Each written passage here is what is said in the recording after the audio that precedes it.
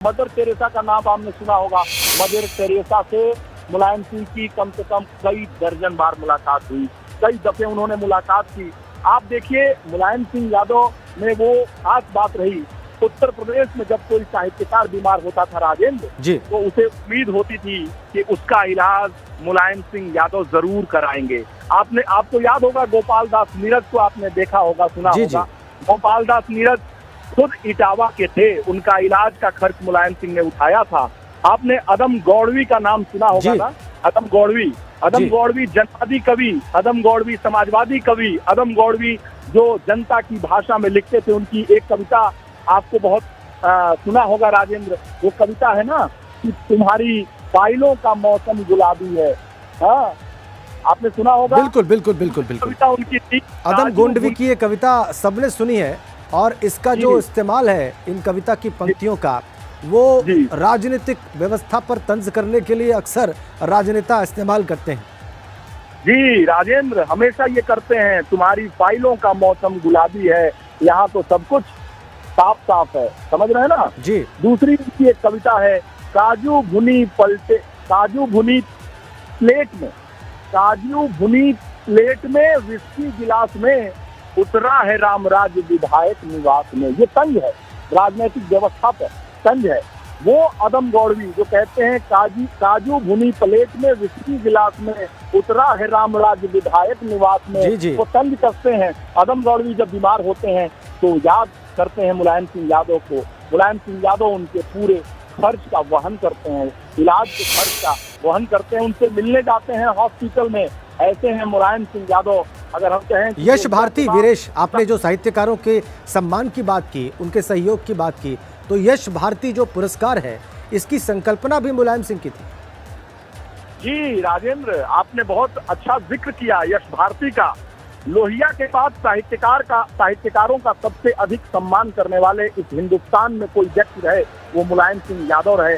आपने यश भारती का जिक्र किया, यश भारती की शुरुआत किया मुलायम सिंह यादव ने उन यश भारती के सपूतों के लिए जो उत्तर प्रदेश की धरती पर जन्म लिए और देश में संसार में उत्तर प्रदेश में अपनी गौरव गाथा को उन्होंने लिखा। आपको याद होगा कैफी आजमी का नाम आपने सुना होगा राजेंद्र। कैफी आजमी शबाना आजमी के पिता और आजमगढ़ के निवासी कैफी आजमी ने बहुत सारी गजल शायरी लिखा है।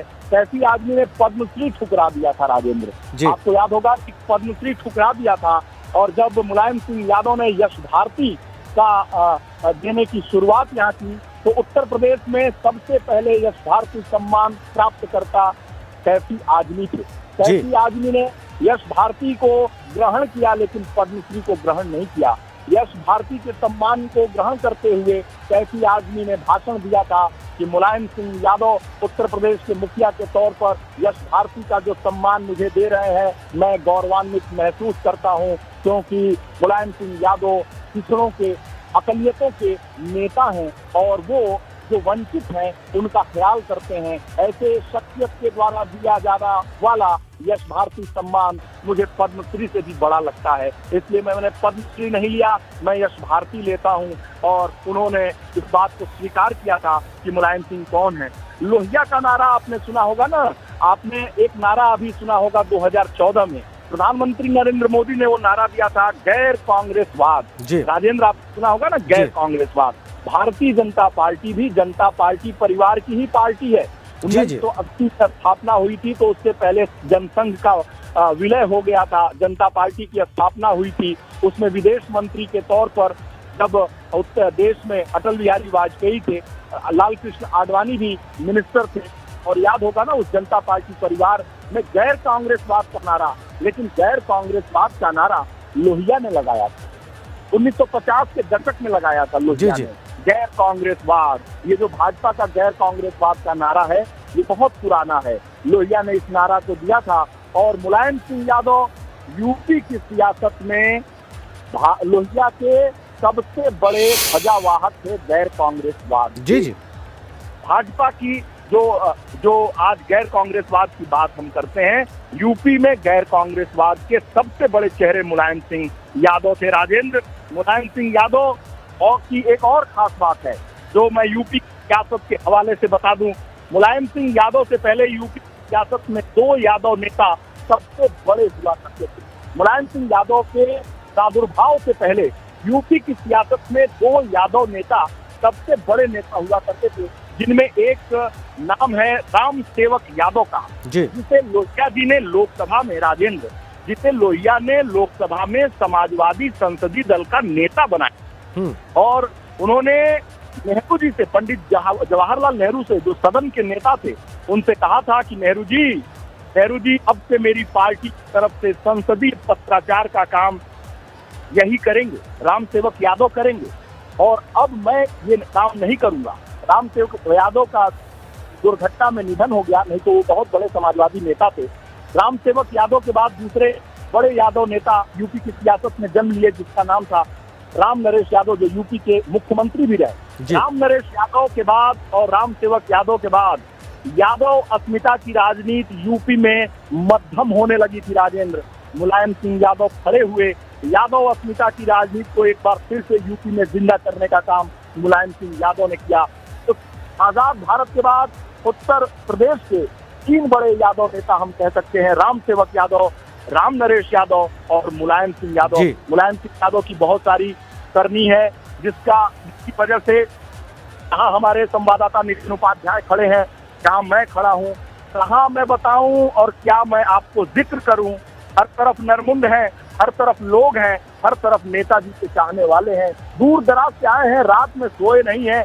और आपने देखा था ना राजनी सोनकर को, विधायक हैं जो कैसे चली आई थी, बदहवास है, पहली बार की एमएलए हैं, उनके पिता एमएलए रहे, कैसी बातें हैं, कैसी यादें हैं, लेकिन कौन कहाँ रुका, कौन कहाँ ठहरा, किसको इतनी परवाह है।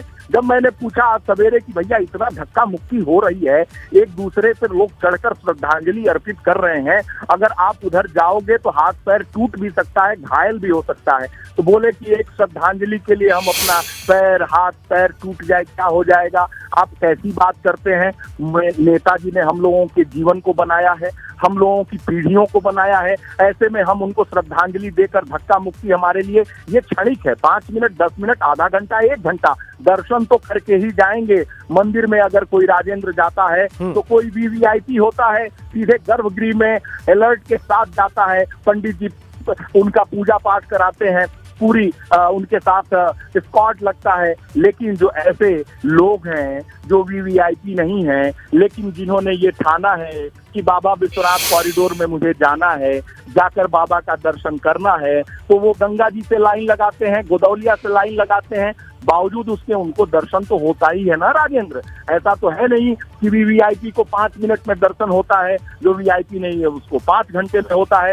लेकिन जिसने संकल्प कर लिया कि मुझे दर्शन करना है बाबा का, भगवान का, ईश्वर का, तो उसे दर्शन प्राप्त होता ही है। जो वीवीआईपी हैं उनके लिए मंच सजा है, जो वीवीआईपी नहीं है उनके लिए भी यहाँ पर इस पंडाल में बैठने की व्यवस्था है। दूर दराज से चले हुए यहाँ पर अब न कोई वीआईपी है न वीवीआईपी है, सब यहाँ जन नेता के लिए जनता है, और जनता आई है दर्शन के लिए, दर्शन कर रही है। इसलिए न कोई प्रोटोकॉल है, न कोई व्यवस्था है, सब लोग आत्मनियंत्रण के साथ तो स्वतः संज्ञान लेते हुए नियंत्रण बनाए हुए हैं। इसलिए आरएएफ हो, चाहे सीआरपीएफ हो, चाहे पीएससी हो, चाहे यूपी पुलिस हो, इसकी कोई बहुत जरूरत महसूस नहीं हो रही है। इसलिए नियमबद्ध तरीके से, और लोग एक झलक देखने को तैयार है, अंतिम दर्शन का इंतजार कर रहे हैं। लोगों में उत्सुकता है कि फला सीएम साहब कब आएंगे, केजरीवाल साहब कब आएंगे, मोदी जी कब आएंगे, रक्षा मंत्री जी कब आएंगे, ममता बनर्जी कब आएंगी, चंद्रशेखर राव कब आएंगे, उद्धव ठाकरे कब आएंगे, कब हेलीकॉप्टर उतरेगा। बड़े बड़े लोगों का इन ग्रामीण वासियों ने नाम तो सुना है लेकिन देखा नहीं है नजदीक से, तो ये देखने की भी उत्सुकता है, और इसके साथ आपस में खुशफुसाहट भी है कि देखो मेरे नेताजी कितने बड़े हैं।